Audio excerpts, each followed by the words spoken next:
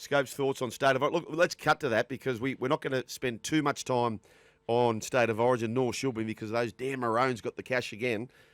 But Scopey, what's your bullet points? What's the big takeaways for you? We haven't heard from you on this program around your views about State of Origin. Does it need to be team changes? Where did we get it wrong? Is it New South Wales, Queensland? Do they make any changes? Yeah, look, I actually watched it back this morning, just sort of going back over it. Watched it live when I was over there in Perth. Bit of a stop-start affair. I know it's been talked about a lot about over the last couple of days about the officiating.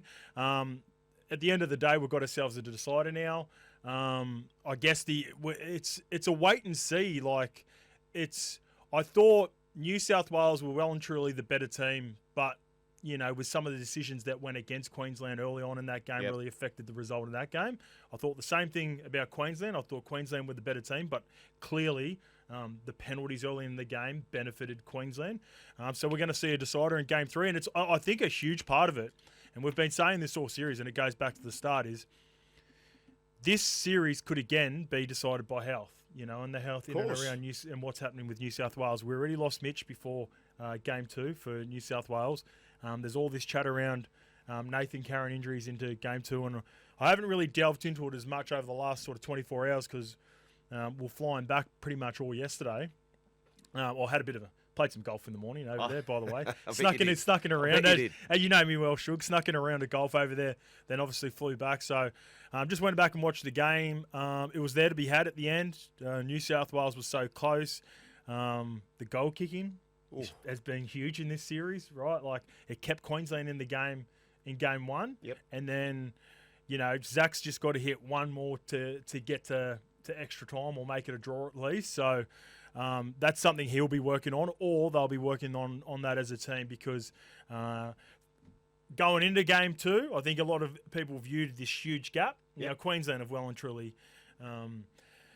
shorten that. And your man, the money man. The money man was awesome, wasn't he? I thought Kurt Capewell was unbelievable. Capewell. In the second watch, I thought Ruben Cotter was way better than I anticipated watching it back in the second time. And there were some really good moments. Brian Toto was close to best on... You watched the game twice, did you? Well, so I watched it at the game live. Yep. And then you don't you're sitting around people and, at the games, you don't really get a feel for it sometimes with the commentary and all that. So I went and watched it back this morning just to make sure that I was across a few things, because, we did the potty straight after the game with me and the big fella, and a few people weren't happy with our criticism of Luai. I thought, Jerome really struggled in the first half, but he sort of got it together. Got it together in the second half. They thought you were too harsh. Yeah, we would, because watching. I remember watching it, obviously live. I thought, Jerome was off the mark, a bit erratic in the first half, and even though they did go on a run in the second half, I thought there was some really nice touches in and around other players.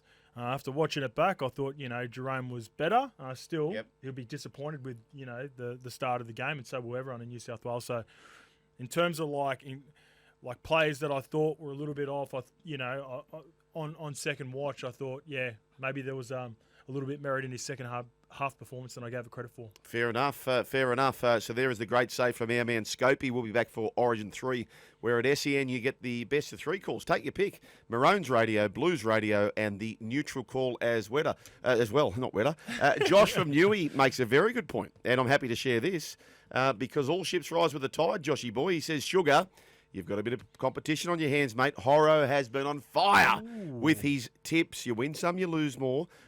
You've been sending well, Scope? A couple of weeks ago, I had a really good, when you have a really good weekend. Yeah. So for the podcast, we do 3 tips, Friday, Saturday, Sunday. And I actually went, so I hit Women's Origin on Thursday night with a player of the match. Remember, this is the Koenig player of the match. Oh, yes. Into a Friday, Saturday.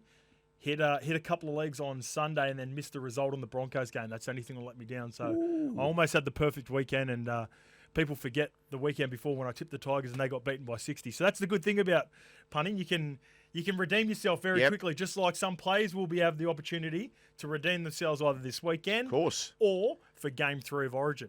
Round 16 preview thanks to Hyundai. It's EFS at Hyundai. You can jump into the dynamic Tucson from $39,990 drive away. Warriors take on the Panthers Saturday 3 p.m. Go Media Stadium. And Moala Graham Torfa will make his debut.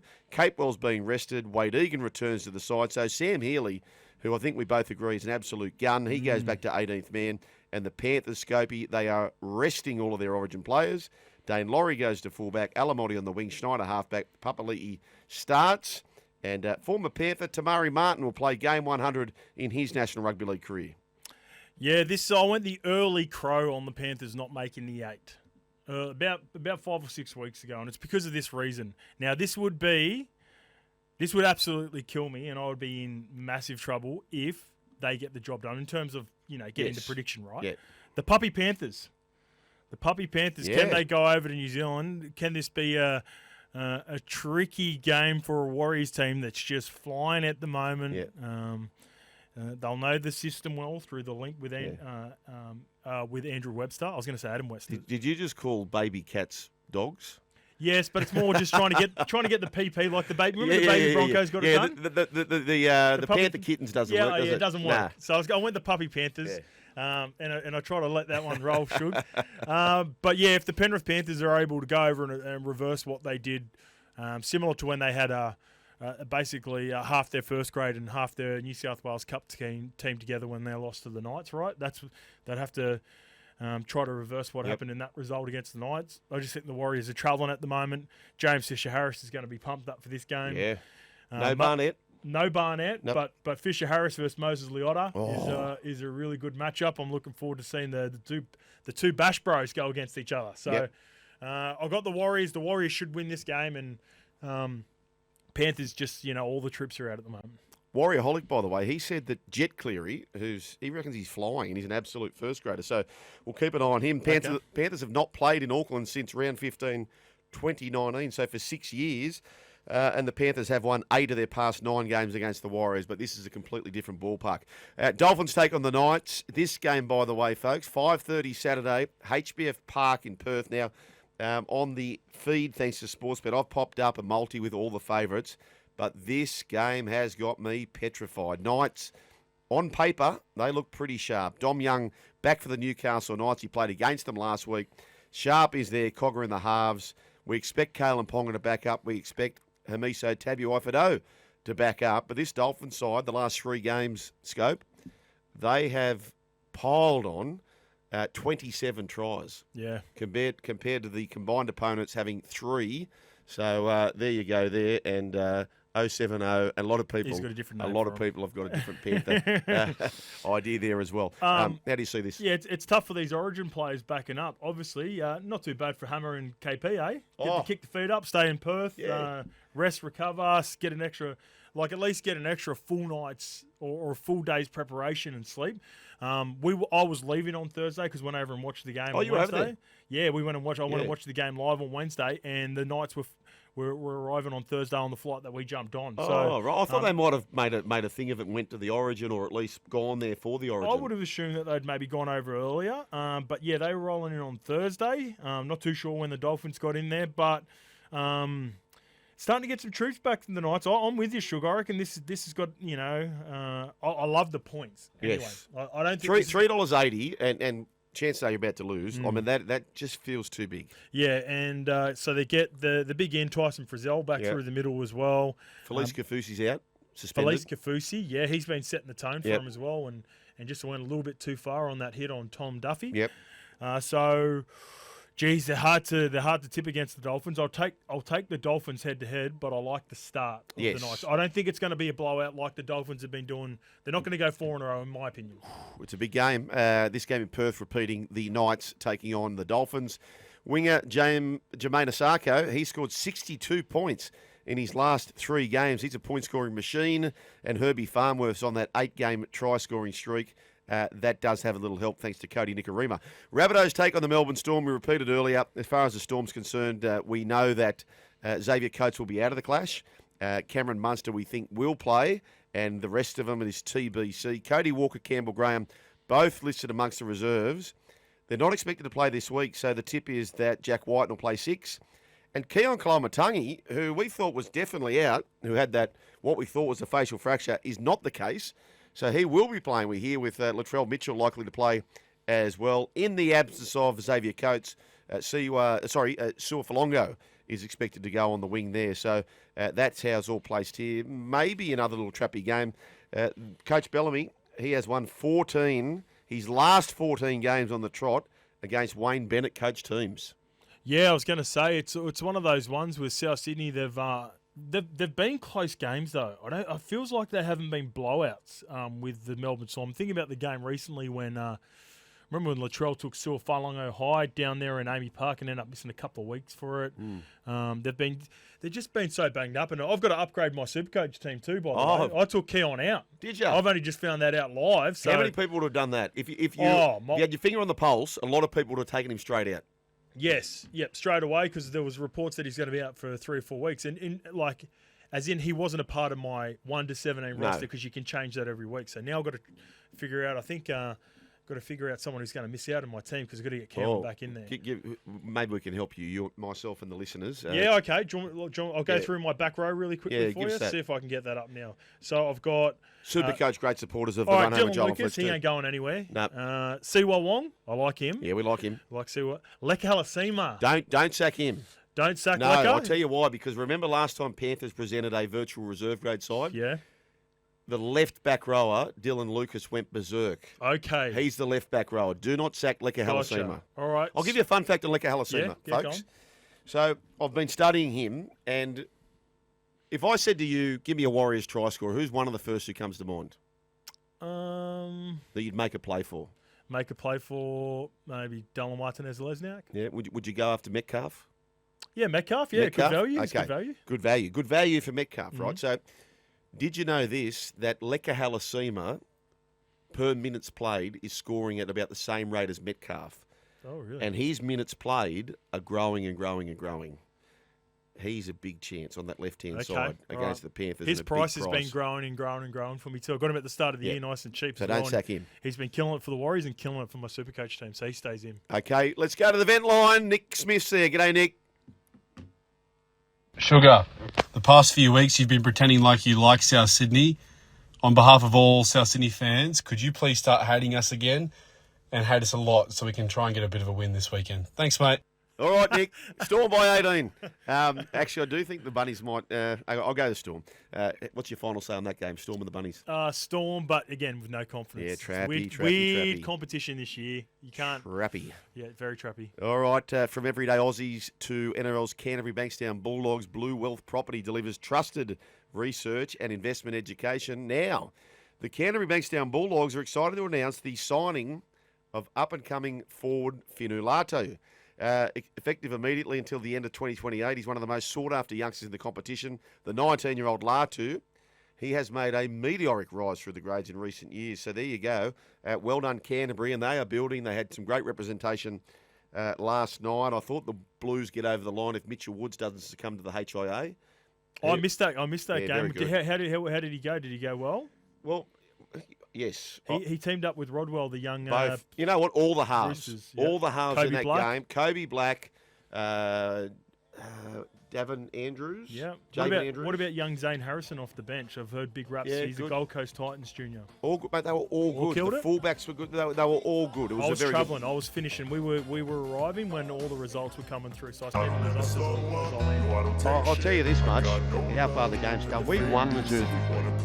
These kids look pumped. The game is so far apart where we were at the time. Hey, Broncos taking on the Sharks. We are happy to talk about sky blue and maroon when it comes to this.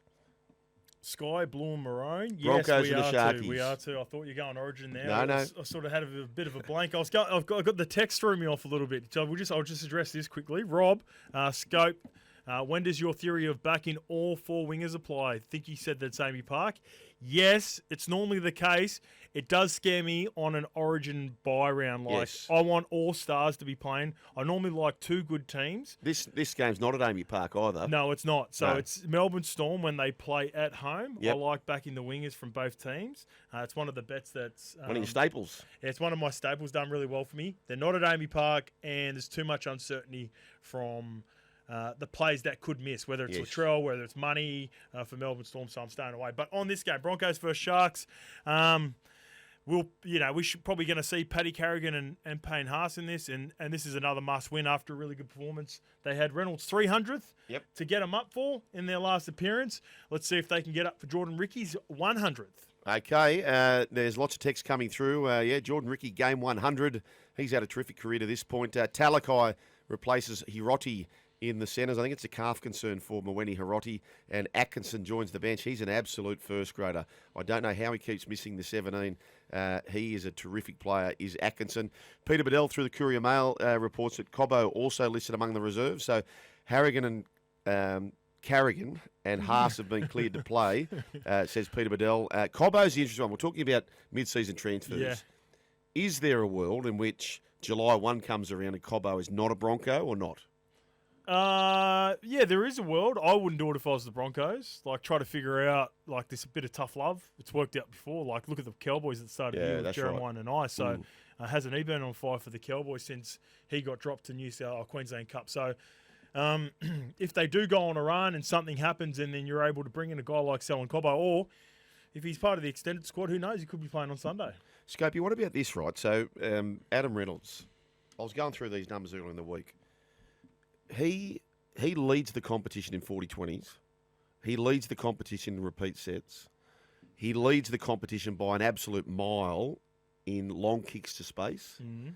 He's just a marvel. I think people underestimate that if you're doing all that for your team, where the Broncos have trouble, they're making too many errors inside their own half. Yeah. And that's what's putting other teams on their line. Otherwise, mate, he's flying still. Yeah, they're the scary team. They're the scary team that can go on a run. Walshy looked good. So when you look over your shoulder, you're not seeing the Panthers? No. You're seeing the Broncos? Yeah, if the Panthers get in, they are by far the scariest team. But I think, the next 3 or 4 weeks are just really going to hurt him. And if there was concerns about Nathan Cleary going into game 2 and he's aggravated that injury and he's going to miss some time post this resting period anyway, then that's it. Ta-ta. Tatiana? Tatiana Weston-Webb. Tatiana Weston-Webb. Gemmet Shibasaki has scored 7 tries in his last 7 games at Suncorp. There's a little cheeky crap stat for you folks. So there we go there. Roosters take on the Cowboys. At this point, we expect the Origin Stars to back up. But there's a host who are asked to do this, but they kind of need to because by my calcs, Scopey, this game at Allianz on Sunday, we will be calling on SEN, by the way, the Broncos and the Sharks. This game here, I reckon one of these teams will make the 8, but not both. And this is a 4-point swing. This is a 4-point swing for our Michelle bet. Yes. I've got the Cowboys getting the Roosters upset at Allianz, and I've got my the Titans bet, the play that we've got against the Roosters. I've got them beating the Mitch Moses and Dylan Brownless Eels. Yes. So I think I can get a little 4-point swing on our... And that brings me right back in it. Right back in it. We'll see how that plays out. Marky Mark goes back on the wing for the Roosters. So no Dom Young, of course. He's headed to Perth to play for his new and old club, being the Newcastle Knights. The Cowboys won their last 2 against the Roosters. And the Roosters, they have lost... apparently they had a sleepover at Allianz Stadium. To get in the off season. To be familiar with the stadium, they have lost 4 from 5. What do you mean? Like, where did they sleep? Apparently, they slept at the ground to make it their place. So, in one of the corporate boxes? No, I wouldn't have thought so. It would be on the field, wouldn't it? I don't know. I've never heard that before. Well, that was my mail. Anyway, it hasn't worked so far. They've lost 4 from 5 at Allianz Stadium. Maybe they were in the corporate box. Maybe they need to go and redo it in the middle of the field. I'm not quite sure. Go back to the roots. Yes, I like the thinking though. I do like the thinking. James Tedesco. He's out there. He's a little bit out there. Yeah, I love it. I love it. James Tedesco. He arguably is in career best form. Killing it. Got beaten by 1 point last year in the Dally M Awards. He must be right up there. He's certainly up there as far as SEN League is concerned. Yeah, him and Luke Metcalf, I think, going to battle out. Metcalf's been unreal for the Warriors, and they're not going to be too affected by Origin. And Teddy's just been he's been outstanding all year. He's been better when the Origin players have been missing. Yeah, it's like he's taken his game to a new level. So. He's been better when Origin's been missing in his life. Yeah, for sure. Pressure off. Here is James Tedesco, by the way. He caught up with Vossi and Brandy earlier on. It's probably the most connected team I reckon we've had in probably since 18-19, where we're just such a tight group of boys, and that's showing on the field. We're just playing for each other, whether your Toops who's been there for 15, 16 years, or these guys who are just starting their career this year. It's just a great balance and great energy around the group, and it's showing in how we're playing. We probably haven't put together our best 80-minute performance yet, and that's what we're building towards. But the building blocks are right there. Our defence is in a good spot, and I know we're going to keep improving. So yeah, I love Toof. Toof doesn't age. You keep going another 3-4 years and still play the same years. Oh, the Michelle bet. Who finishes higher, Roosters or Titans? I hate my Michelle better. He sounds that confident in himself in his game. He sounds refreshed. I know. Oh, that hurts me. That hurts. No, honestly, like bet aside, you can't help but root for a guy like Teddy. And, mate, the connection that he's got with those young boys and the way he's been leading is a career year for him. Oh, okay. It is a career year for him. Big game. Just on the Cowboys before we get off that, is there a place where you can win games, right? And sometimes people fall into the trap, we won, so we must stick with the team who got it done. But there's also a term called winning wallpaper. So you've won, but in that you're sort of smearing over the cracks on the wall, winning wallpaper. Is there a chance for Murray Talangi? Does Billy say, mate, you're not forgotten. Go out there and have a massive game. Is he still in Queensland conversation? Who does he jump, though? Well, he will be on the same side as Bobby Toyer. I thought Robert Toyer was good. I know they scored their tries down that edge, but I agree. But he's probably the most vulnerable to go. Yeah, I've heard a lot of people been critiquing Colin and the errors and missing out on opportunities and moving Hammer to fullback. I wouldn't do it. I wouldn't change it. You wouldn't change it? I wouldn't change Bobby Toyer as well. I think he's going to be a future star for not only the Roosters but for Origin long term. To go against Latrell in your first series and true. be 1-1 as a 19-year-old and Latrell, like people were critical of Latrell's game as well. I thought Latrell was a lot better than people give him credit for as well. So Bobby Toyer, big tick, keep him in there. And I wouldn't be. I love Murray Taulagi, but it would have to be an injury for Murray to get in at this point for me. Alrighty, final game of round 16, CommBank Stadium, 6:15 p.m. on Sunday. The Gold Coast Titans will travel down to CommBank and they'll meet a team that has no Moses and no Dylan Brown. So Joash Papali'i and Dean Footy Hawkins. He's going to be in the halves. The one thing about this Titans side which makes me a little bit concerned, and I've also tipped the Titans here, Scopey, and I know you're definitely cheering them on. Tino and Fodawaker have been named on the bench at this point. David Feeder named as 18th man. I've got a feeling we'll see him. The Gold Coast Titans' last 3 games as favourites, Sean the Trader shared this stat, on the road they've been beaten in all of them. Yeah, bad favourites. Yeah, it's a worrying sign, but just the way that this team looked without Mitch Moses at the start of the year compared to when he got back is just chalk and cheese from how good they've been in the last 5 weeks since he returned. Then you take out Dylan Brown out of that equation as well. I think it's going to be too big of an ask for the Parramatta Eels, and it's a close watch for me on Joash Papali'i. Seeing if he can hold the gloves up. I don't expect him to beat the Titans, but if they can have a close game and he shows signs, then this is probably the first look for a Parramatta Eels team and fan base at what life could look like with they've got the 2 options there, either Mitch Moses and Dean Hawkins, because they haven't been able to sign anyone as of yet, or I think a little bit more exciting, Mitch Moses and Joash Papali'i. Oh, okay, yeah, I don't hate that either. There you go, Halliburton, they are off. They've been the rank outsiders the whole way through, and many people thought that OKC were going to do it okay fine. They're going to do it easy, but now it is 3-3. That means that OKC will host the decider on Monday morning, Scopey. Yeah, it's been such a fun series, Sugar. And going into it, I guess the criticism and the critiques for NBA fans was around the star power. It's honestly played out exactly like that. Now, you've got the 2 main players for both teams in Halliburton and SGA, and they've both had huge games, but it's been role players. Yeah. Jalen Williams, he chipped in for 40 the other night for OKC to get it to 3-2, and it looked like OKC were going to take the series in Indiana.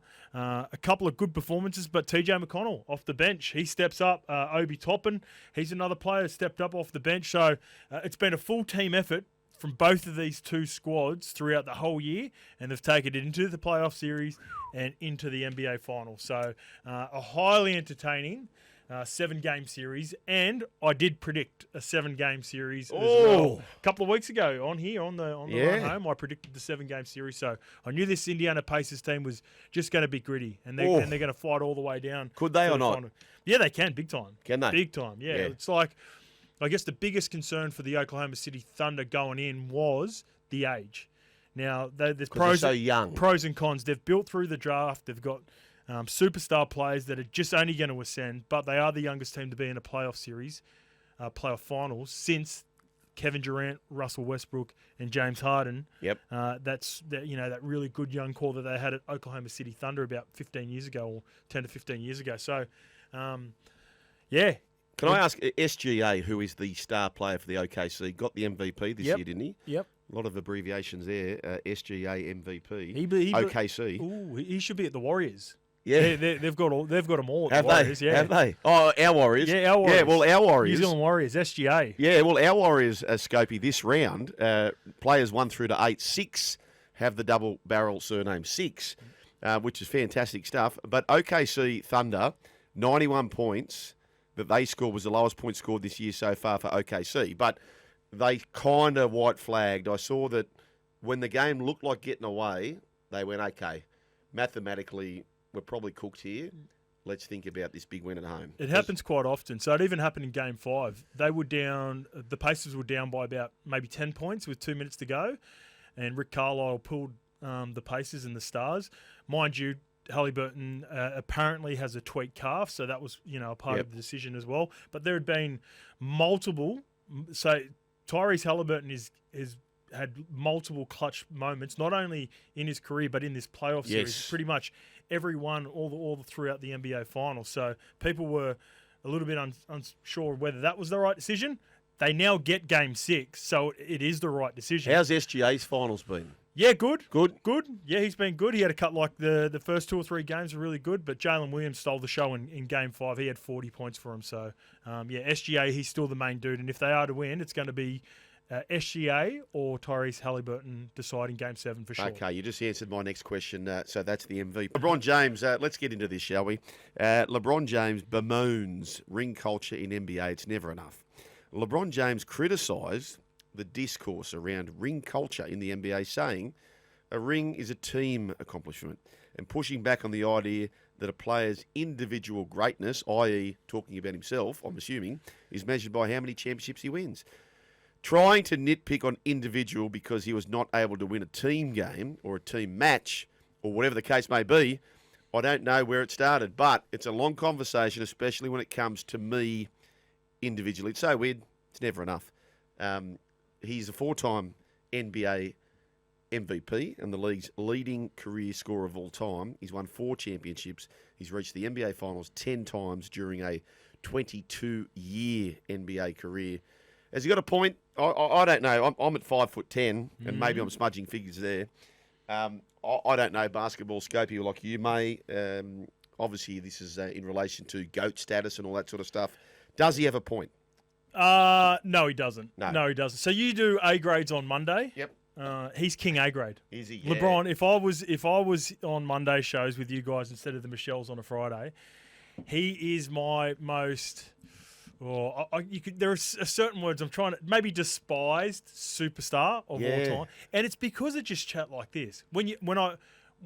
I respect everything that he does on the court, the longevity, how he's looked after his body, the points record, but it's always around, and it's always him bringing up different narratives to support his legacy as the best of all time. Now, I am heavily. Like a lot of people in the studio, Brooksy's nodding. His head's going to fall off in a minute. We're very team Jordan, but it's not like if he had surpassed Michael Jordan with championships, I would have had to sit down and properly rethink my GOAT status, because it's probably the only thing in terms of everything else that he's achieved, LeBron James, where it's like that's the last hump. Now he's on 4, so he's bringing up this narrative now. Unless they do something drastic in the off-season and they're able to pull off a Luka Doncic type trade again, which was huge because even though they were disappointed in the finals this year, if you put maybe one more piece around him, they've got an opportunity to win a championship in his last year. But I can't foresee him winning or even playing another couple of years to get to winning too. So now he's pushing the narrative around it not being about championships. Yeah, well, he's conceding almost. It's almost like he's conceding, but he's conceding like it. You can bring up examples, and a lot of LeBron fans bring up the examples of, say, Robert Horry Yep. Like, he was more of a role player, good player, played a long time. He got more championships. I think he's got 7. Yep. So people always bring up, is Robert Horry better than Michael Jordan? No, it's about cementing your legacy as the best player on the team during a period or during an era. Yes. And just because I'm sure there are plenty of great players that played in the NRL that have got 2 or 3 premierships. Yes. That weren't the Jonathan Thurstons of No. the team. No, that's right. Or weren't the Nathan Clearys, you know? How many Panthers players now, we could probably go through More than Andrew Johns. Mate, more than Andrew Johns. Yeah, that's right. And that argument doesn't stack up, It doesn't stack up. No. Because Nathan Cleary, Isaiah Yeo, Yep. Dylan Edwards, there are so many more. Yeah, yeah. Probably more examples of it in the rugby league where, like, so many players have chipped in. Fisher Harris. Now I've got to name more. Just so I don't forget them. Leota, Of course. But there are a couple of guys, and not talking down on them to help the argument where, they were 14 to 17 or in one year that's and right. out the other that got a premiership. Yep. So, Well, let me ask you this, Scopey, and I have no idea to the answer of this, but you may. He's a 4-time NBA MVP. Yep. So the best player judged upon, I think it's by the media over there. If you got his 4 best ever seasons and only consider that, yep. forgetting the titles, and you got Michael Jordan's 4 best seasons and only considering that, lying beside one another, who would many people say were the better player? Oh, you'd say Michael Jordan for the 4 best Yep. over LeBron. Yep.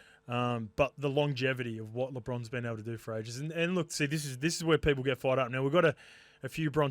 So if you favour LeBron, there's a name for them, Bronsexual. So we've got a couple here, and Brenton's texting in, and he's letting me know that that LeBron won with 3 different teams. Like, yeah, that's great, but he also had to chase those championships and go to different teams in order to get them. Yes. Right. He always had star power with him. Where Michael stayed in Chicago. We all know the story. We could, you know what? It's one of those things. I need a full 3 hours. It fires up people here. Like Freshwater Stormer says, oh, righto. So MJ only has 6 rings. Does that make Bill Russell your GOAT, Scopey? Well, you weren't saying that as the reason, were you? No. So I'm comparing the two, and when it comes down to the two, well, Bill Russell's a great player as well. He's before my time. So I don't really get, like, I started watching... 11, wasn't it? Or was it 11 for Bill Russell? Yeah, Celtics? yeah. Brooksy's not in. So, Yeah, 11. And when you start going back to those areas, it's a little bit different. I think, you got to think about the professional sports era. For us, I think it's the NRL era in rugby league. Yep.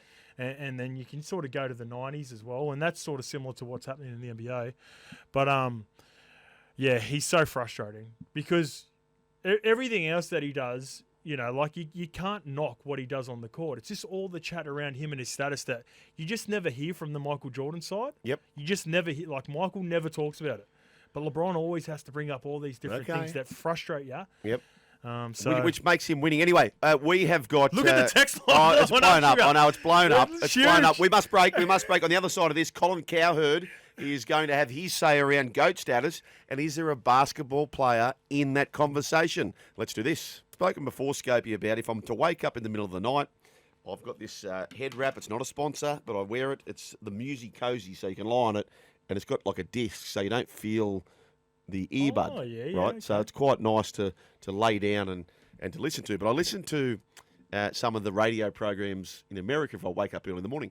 Colin Cowherd is one of those. Now, Colin Cowherd is one of the biggest. We've had Doug Gottlieb on the show a few times, a big US personality when it comes to Fox Sports. Now, he spoke about the Mount Rushmore in relation to greathood. Now, we're just talking about LeBron versus Michael Jordan. Here's what he had to say. Now, I'm going to ask you the question, and the listener and the viewer. Yeah. Who did he miss? There are a handful of athletes, they make the Mount just more. They're just more than even the second best person in their sport.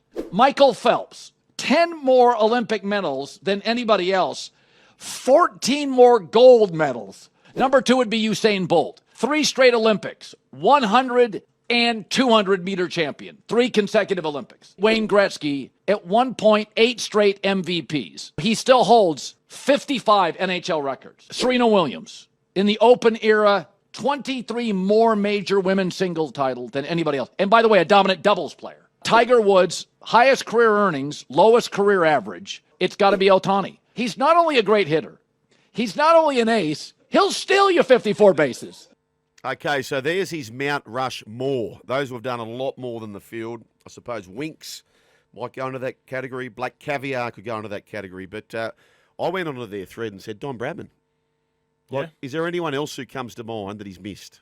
He hasn't had Jordan. He hasn't had LeBron. Yeah. Because, I agree that there's probably not the significant gap difference with a lot of those others that he talked about. Otani's going to be an absolute freak. He does everything in baseball and just started pitching again recently as well. So, Chase, good one. Chase, my mate. That's a good one. Really good. It agitates him how much people do not recognise this guy, Kelly Slater. Yeah, Kelly Slater.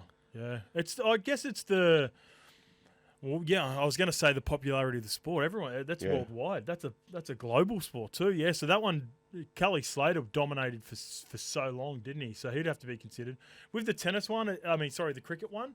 Like obviously for us here in Australia, but is cricket as popular outside of, some of the main countries like for Australia being so dominant? Obviously, England, India. India's got 1 billion people. Yeah, but it's like the one country. Yeah, the one country. Pakistan's got a huge. Yeah, you know what I mean? Like when you start comparing it to like football, basketball. That's probably why Messi and Ronaldo haven't been mentioned either, right? Yeah, so dominant during their eras, but.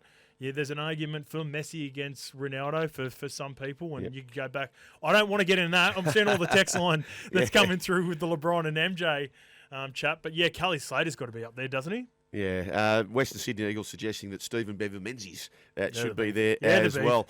1300-01-1170 is the way to have your say in the NRL world. 2 premierships for Andrew Johns, and we know how good he is. Mal Meninga, an immortal, also with 3 titles, and Wally Lewis, 3 titles in the Queensland Rugby League. Tomorrow, it is the final. We are down to 2 in the Super Rugby. The Crusaders taking on the Chiefs. Now, joining us, what about the decoration around this man? 89 times with that famous Crusader side, 66 times with one of the most revered teams in the whole of the sporting world, the All Blacks. He's part of the team over there at the Sports Nation, relative to us. And I've got to say, Izzy Dagg, welcome back to the Run Home with Joel and Scope. How are you, Izzy? Yeah, I'm good, lads. I'm good. I'm just chipping into some pre-game routine meal at home. I've just had my slow-cooked lamb, a bit of a Mediterranean feel. And I'm just starting to get ready for some bed and get up and get into this big day here that's come around relatively quickly, lads. But no, I'm well. I'm really looking forward to tomorrow night. Yeah, so, the final's coming up. I want to start, with what's happening with the Crusaders and the head of the Crusaders and the Chiefs fans who will be making the trek. They will be making the trek without the cowbells, Izzy. Is this a huge story back home? Because I found this really entertaining over here. It's all part of the entertainment, eh? I guess that's just what happens when you finish one. You get to set the rules and you get to, just make a standard out there and amongst the public. And look, I think it's great. We've had Rico Ioane firing up everyone on socials throughout the playoffs. I thought the Crusaders have done a great job firing up the Chiefs fans. Not that we should, because man, they're a hell of an outfit. But look, what I said on my show, and I've been winding everyone up. It's all about horse safety. We've got some horses there, and those cowbells are loud, and we do not want to frighten them and cause some serious accidents. So, look, horse safety, animal welfare is paramount, lads, and I said get creative with it. It's not very creative coming with a cowbell. How original is that? Like, look outside of the box. Come with something else. I'm going to wind them all up. Spoken like a true former Crusader, that is, isn't it? Yeah, Izzy, Aaron Woods came out, not so much calling cowbells, but cowbells. Be careful, because the Chiefs have lost the last 2. So hell hath no fury. I know.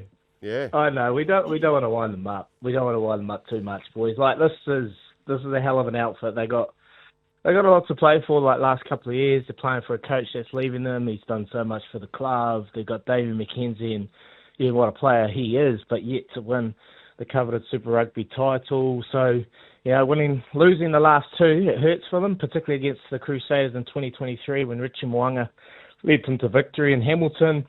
So there's a lot of hurt there, and they've beaten the Crusaders twice this year. They are favourites at TAB. They're $1.80. Crusaders outsiders by $2. But 31 have tried, boys. 31 have tried 31 have failed. So it ain't an easy place to go and play.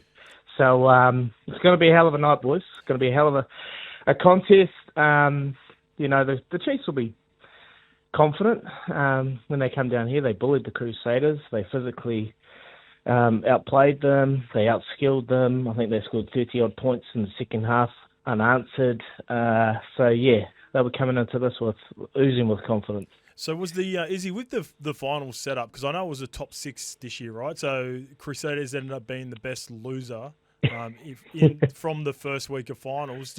How have you seen that system?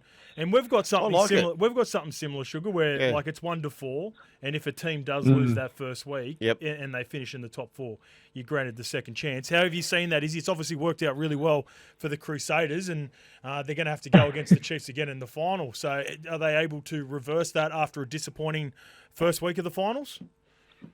On the finals format, you kind of needed a degree to understand it all at the start of it.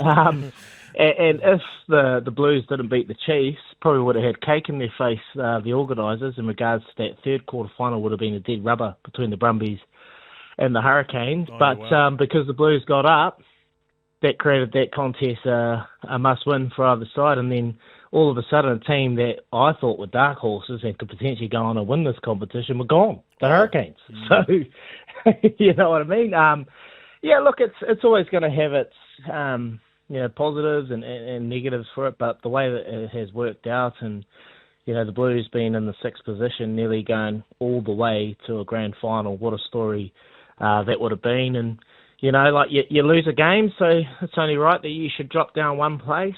Potentially there's talks about maybe dropping them down to the bottom so they have no semi-final or nothing because they lost. That could be a case. But look, Super Rugby and rugby in general, we need something different. We need to be creative with it. And because of how it eventuated, it created a great story. A great story about the Blues, looking for redemption. Everyone had written them off throughout the season. They go to Hamilton, they beat everyone. I had to eat a hack, so I gave them no chance in regards to beating the Chiefs. So, look, right now it's suiting. It's suited for the format, for the competition, but maybe in the future there might be just like the top 2 teams get a bye week, everyone else plays each other, and then the top 2 teams come back in for a semi-final, and you go straight to a GF. There might be some tinkering with it, I think, going forward.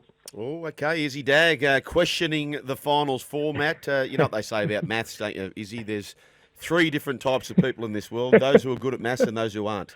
I'm sure of it, mate. Don't even ask me about it. Hey, Izzy, just on the coach here, right? So the Chiefs have been to the last 2 finals, 2023, 2024, but the bridesmaids.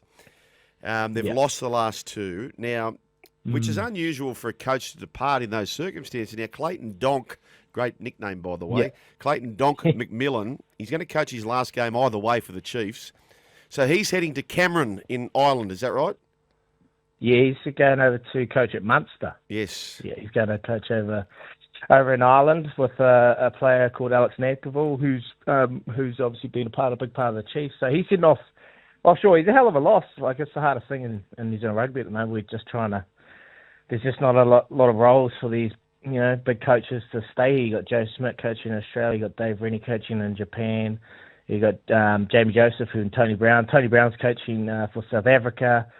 You got Andrew Goodman. He's coaching the British and Irish Lions. And now we're going to lose another one offshore. It's always going to be the biggest challenge for New Zealand rugby. There's not enough roles, and there's only ever one All Blacks coach. They all want to be an All Blacks coach, and only one can be it. So, look, they'll be up for it. There's just so much to play for this Chiefs side. 2012, 2013, I played for the Crusaders back then. They beat us in both semi-finals, and then they went on to win it back-to-back.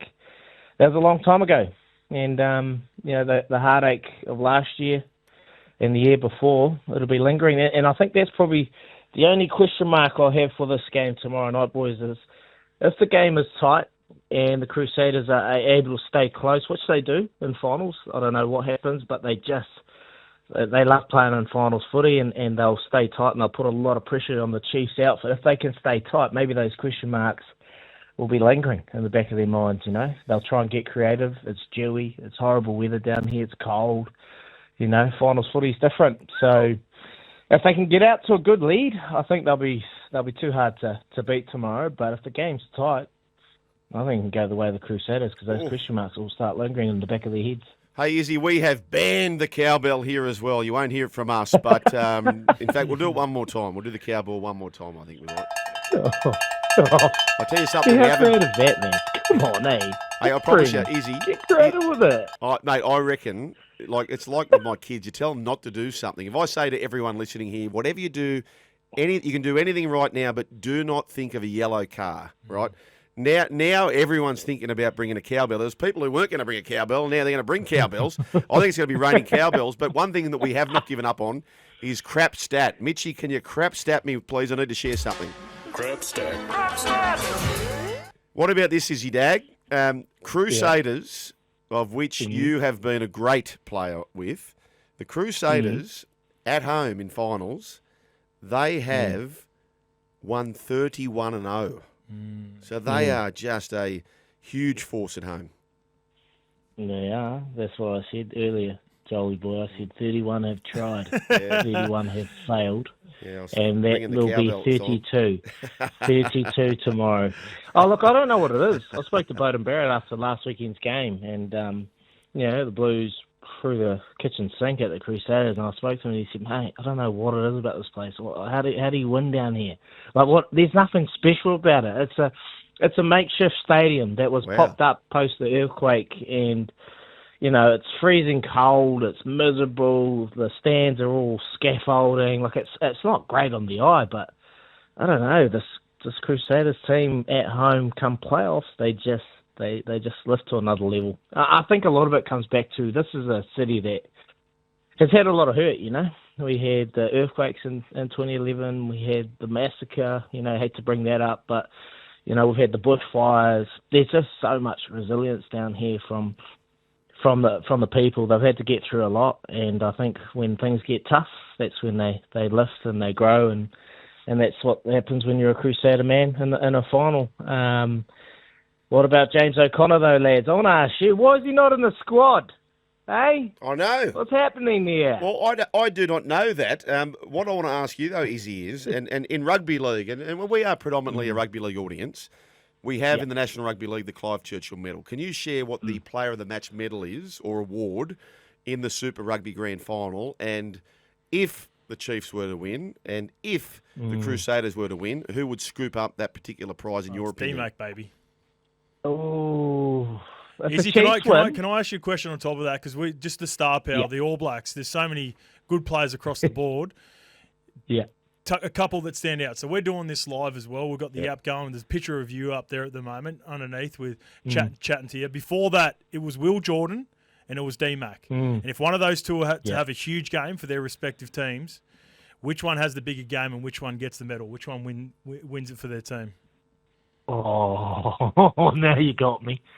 Now you got me. D-Mac's been on fire, hasn't he? Are you listening, D-Mac? I hope you're not listening, D-Mac. I hope you haven't tuned in while you're just about to go put yourself to bed. Look, two quality players, but for me, being a fullback, and Damien plays a little bit there, he's obviously so influential for that team. Last week, kicked all his goals, played down the right end of the field, just had some fantastic moments. But for me, personally, last week, that performance from the Crusaders at home, I saw another side of Will Jordan. Will Jordan's always been this electric player. He can break open a game. He can score tries. But I didn't really understand what sort of leader he was and what sort of leadership values he carried in amongst that group.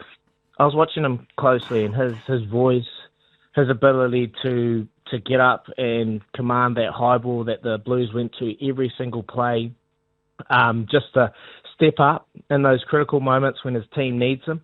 They're right on the line, and the forwards are picking and going. It's easy for us backs to just hang out and hang out on the wing and wait for the ball to come to us. He goes in there, and scores a pick and go try. So, mate, he is so important to that group. I think it's underestimated what he does. Like, when he was out leading into the playoffs, that Crusaders outfit was a totally different team. I gave them no chance of going to a final and winning it. But since he's been back, his voice, the assurance he offers at the back, he's such a great ball runner. But I think he just gives everyone else a bit of confidence.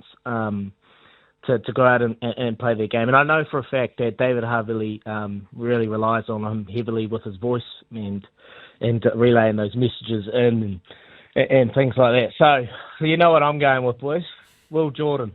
Okay. The Richie Mo'unga medal for Super Rugby. Oh, the Richie Mo'unga. And by the way, too, if he does that, he'll be the last player ever, of course, to have won that at this temporary stadium, of course. It's been home for 14 years. The 2011 earthquake absolutely wrecked Lancaster Park. And there's the new indoor Tikaha. Have I said that right? The Tikaha Arena close to completion, is he? Yeah, Tikaha next year. So, yeah, pretty surreal moment at, tomorrow night. Just last game of Apollo. You wouldn't believe it. So I signed for the Crusaders. In 2010, I moved down here in December. And then 2011, the World Cup, the earthquake happened. And that stadium got bowled. So I've never played at Lancaster. Oh. Never played at Jade Stadium for the Crusaders. I always played at Apollo Projects, this makeshift stadium. Wow. There you go. Well done, Izzy. Mate, have a great call tomorrow night. We're looking forward to hearing all of that. Sports Nation have got you covered. SEN have got you covered as well. And, mate, we very much appreciate it. One more sleep. Will it be the Chiefs? It's not... I was only thinking about this right now, gentlemen, that it's quite rare. It is rare to win 3 in a row. But I think it's more rare to lose 3 in a row. Don't you think? Yeah. The Chiefs can't lose 3 in a row, can they? But maybe they can. I don't know, Izzy. Well, they'll be the second team ever because the South African Lions did it 2016, 2017, 2018, I think it was. Well, 2015, 2016, 2017. They were the last team to lose 3 straight. So there is that carrot dangling over them that might be in the back of their minds too, boys. You know who I'm going for. Don't even ask. I know. Let's go! Let's go. Good on you, Izzy. Have a great night, mate. One more sleep. We look forward to the Super Rugby Grand Final. Cheers, lads. Appreciate it.